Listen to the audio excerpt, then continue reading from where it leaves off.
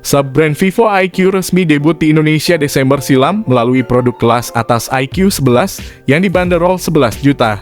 Kini vendor bersiap menghadirkan produk kedua yang masuk dalam kategori menengah, yang artinya harganya akan lebih murah dari ponsel perdananya.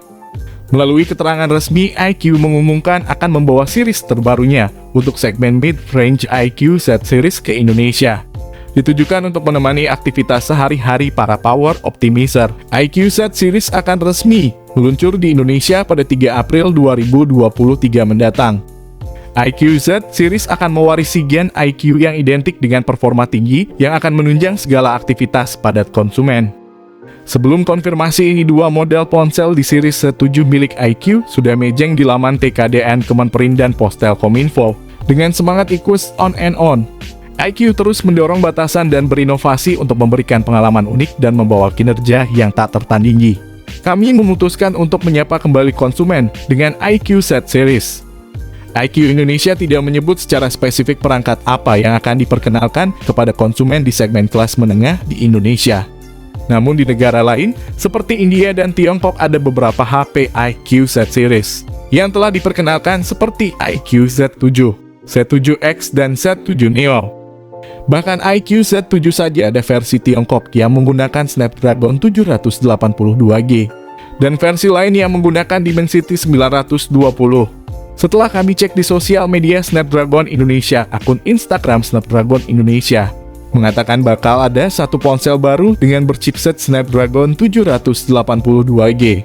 Kemudian tak berselang lama ada komenan dari pihak iQ Indonesia yang berkomentar di akun Snapdragon Indonesia. Itu artinya ponsel iQ Z7 biasa akan menggunakan chipset Snapdragon 782G, sama seperti di pasar Cina bukan di pasar India. Sebelum masuk ke inti pembahasan, dimohon bagi kalian tekan like dan subscribe-nya dulu, agar kami bersemangat membuatkan konten HP baru setiap harinya hanya buat kalian semua.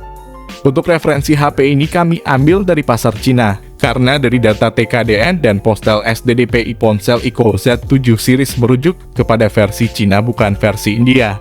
Pada segmen pertama dari pembahasan mengenai spesifikasi Vivo iQ Z7 series kali ini, saya akan mengulas sisi desain fisik pada HP Android buatan pabrik asal Tiongkok tersebut. Bukan tanpa sebab, mengingat sektor desain di sini berperan penting dalam menarik minat konsumen, terutama dari segi tampilan fisiknya. Oleh sebab hal itu, maka tak heran bila pada spek Vivo iQ Z7 series kali ini pun akan dibangun dengan membawa konsep mid-range yang mana mengedepankan tampilan modern dan futuristik. Selain itu, setiap sudutnya pun dirancang dengan lekukan yang sangat smooth sehingga memberikan kesan elegan fleksibel. Tak sampai di situ saja, bahkan Vivo iQ Z7 series pun juga memiliki tampilan punggung yang sangat simpel namun terkesan mewah. Bukan tanpa alasan, dengan sentuhan pilihan warna hitam dan biru di bagian belakangnya, ponsel cerdas ini tampak begitu menarik serta elegan. Apalagi dengan modul kamera utama pada Vivo iQ Z7 series yang begitu apik ditempatkan di sisi kiri atas dalam satu bingkai persegi. Lalu pada bagian depan terlihat layar visualnya yang cukup luas. Berkat dimensional layarnya berukuran 6,64 inci dengan lubang punch hole di sisi atasnya sebagai kamera depan. Sayangnya layar pada HP Vivo iQ Z7 series ini dibangun dengan teknologi panel IPS serta berkemampuan refresh rate 120Hz sehingga dipastikan sanggup menjamin performa visual secara lebih jernih. Selain daripada itu, resolusi layarnya pun cukup tinggi hingga 1080x2400 pixel, atau kita sebut dengan layar Full HD+. Bergerak ke sektor lain, kini waktunya bagi saya untuk menelaah sisi dapur pacu dari spesifikasi Vivo iQ Z7 series. iQ Z7 mempunyai chipset Snapdragon 782G yang mana diklaim sanggup menjamin performa ponsel berada pada kondisi stabil meski digunakan untuk membuka program berat. Sementara untuk versi iQ Z7X mempunyai chipset Snapdragon 695G. Sangat disayangkan versi terendahnya malah pakai chipset Snapdragon 695 saja, bukan Snapdragon 7 series. Chipset Snapdragon 782G bukan iterasi baru dari Snapdragon 7 Gen 1, melainkan disebut sebagai pengganti dari Snapdragon 778G+. Sebagian besar spesifikasinya masih sama dengan Snapdragon 778G+. Hanya ada sedikit peningkatan di SoC Snapdragon 782G ini, komputasi chip yang diusung HP Android Vivo terbaru ini. juga lebih mengedepankan pada sistem teknologi yang mampu mengontrol instruksi program secara terintegrasi. Jika kami versuskan Snapdragon 782G versus Snapdragon 778G, justru chipset Snapdragon 782G lebih baik daripada Snapdragon 778G. Bahkan chipset terbaru Snapdragon tersebut mampu membantai chipset favorit saya yakni Snapdragon 778G. Menariknya, skor Antutu Snapdragon 782G bisa tembus sampai 595.131, lebih tinggi daripada Snapdragon 778G dan Snapdragon 780G. Di sisi lain, RAM berkapasitas 8 dan 12 pun turut disematkan untuk menjamin akses responsivitas performa ponsel, agar jauh lebih agresif dalam menjalankan proses aktivitas multitasking. Bahkan tak lupa dual varian memori internal berkapasitas 128 dan 256 GB pun juga dipastikan siap menjamin kebutuhan pengguna akan ruang penyimpanan file. Nah, untuk soal platformnya sendiri, Vivo IQ Z7 series akan mengandalkan OS Android 13 dengan user interface Vantage OS 13.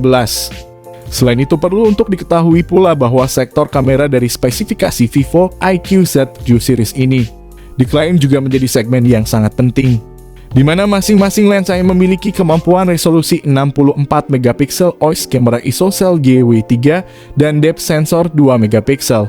Sayangnya ponsel IQ Z7 tidak mempunyai lensa ultrawide, untuk selfie kamera ada 16 megapiksel. Sementara untuk IQ Z7X mempunyai lensa kamera 50 megapiksel dan depth sensor 2 megapiksel. Untuk selfie kamera ada 8 megapiksel. Sayang beribu sayang guys, ponsel ini juga tidak memiliki lensa ultrawide.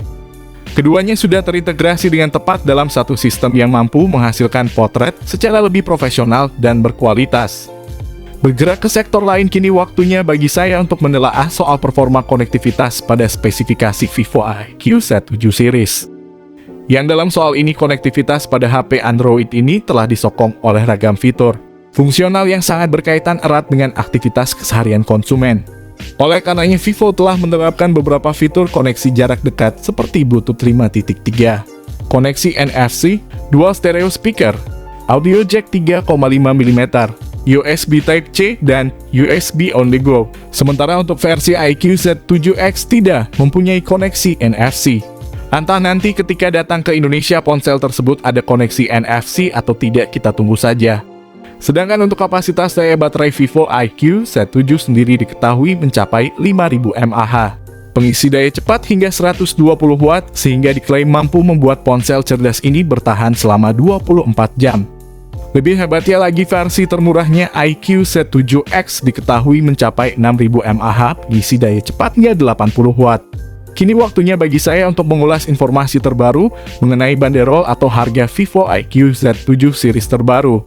Tentu saja ponsel tersebut masih dihargai pasar Cina, bukan pasar global ataupun Indonesia. Ketika masuk ke Indonesia, harganya pun bakal bisa berubah sewaktu-waktu menyesuaikan mata uang negara Indonesia. Yang jelas, saya harap informasi mengenai harga Vivo IQ Z7 series, sekaligus spesifikasi dan fitur-fiturnya tersebut, bisa menjadi referensi untuk kalian yang bersiap membelinya saat nantinya resmi meluncur ke Indonesia. Secara keseluruhan, IQ Z7 series adalah smartphone yang menarik perhatian para pengguna, dengan keunggulan kemampuan gaming yang terjangkau dan spesifikasi yang cukup mumpuni. Jika dilihat dari spesifikasinya, IQ Z7 mempunyai chipset Snapdragon 782G yang sangat menggoda. Chipset tersebut bakal hadir di pasar Indonesia dengan pasar mid-range yang tentu harganya terjangkau. Xiaomi harus waspada atas kedatangan IQ Z7 series ini. Bisa saja ponsel IQ bakal mengancam keberadaan dari Poco dan Xiaomi, bahkan bisa membantai Realme, Samsung, dan juga Infinix. Peluncuran resmi IQ Z series di Indonesia akan dilaksanakan pada tanggal 3 April 2023. Dengan harga yang terjangkau, IQ Z7 series menjadi salah satu pilihan yang menarik bagi pengguna smartphone yang mencari keseimbangan antara kinerja dan harga. Oke, di sini kami pamit, sampai berjumpa kembali di next konten selanjutnya.